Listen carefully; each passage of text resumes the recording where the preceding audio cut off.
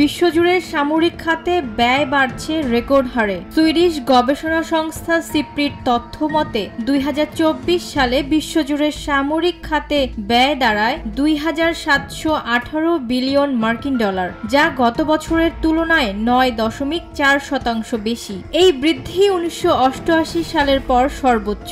বিশ্লেষকরা বলছেন Russia Ukraine যুদ্ধ, মধ্যপ্রাচ্যে গাজা যুদ্ধ এবং অন্যান্য বৈশ্বিক সংঘাত ব্যয় বৃদ্ধির প্রধান কারণ।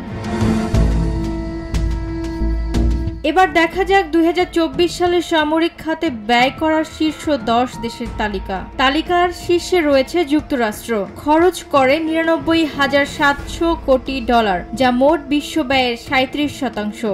এ অর্থ ব্যয় হয় পারমাণবিক আধুনিকায়ন, সামরিক সহায়তা এবং রাশিয়া চীন প্রতিরোধ জোরদারে। দ্বিতীয় অবস্থানে রয়েছে চীন, ব্যয় করেছে 31,400 কোটি ডলার, যা পরমাণু অস্ত্র মজুত, নতুন স্টেলথ যুদ্ধ বিমান ও ড্রোন তৈরি এবং মহাকাশ ও সাইবার বাহিনী গঠন করতে ব্যয় হয়। তৃতীয় অবস্থানে রয়েছে রাশিয়া, খরচ করে 14,900 কোটি ডলার, মূলত ইউক্রেন যুদ্ধে ব্যবহৃত অস্ত্র ও সরঞ্জামের জন্য। সামরিক ব্যয়ে চতুর্থ স্থানে রয়েছে জার্মানি, ব্যয় করেছে 8,850 কোটি ডলার। দেশটি ইউক্রেনকে সামরিক সহায়তায় এবং নিজস্ব অস্ত্র গবেষণায় ব্যাপক অর্থ বিনিয়োগ করে। পঞ্চম স্থানে রয়েছে ভারত, ব্যয় করেছে 8,610 কোটি ডলার। তারা দেশীয় অস্ত্র উৎপাদনে জোর দিচ্ছে।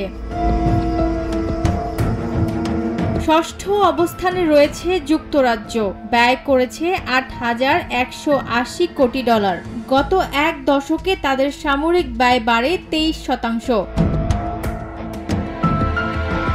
সপ্তম স্থানে রয়েছে সৌদি আরব, খরচ করে 8,030 কোটি ডলার, তবে 2015 সালের তুলনায় ব্যয় কমে 20%। অষ্টম স্থানে রয়েছে যুদ্ধ বিধ্বস্ত ইউক্রেন, ব্যয় করেছে 6,470 কোটি ডলার। এই ব্যয় রাশিয়ার বিরুদ্ধে যুদ্ধ পরিচালনায় ব্যবহৃত হয়। নবম স্থানে রয়েছে ফ্রান্স, ব্যয় করে 6,470 কোটি ডলার, যা ইউক্রেনের সমান।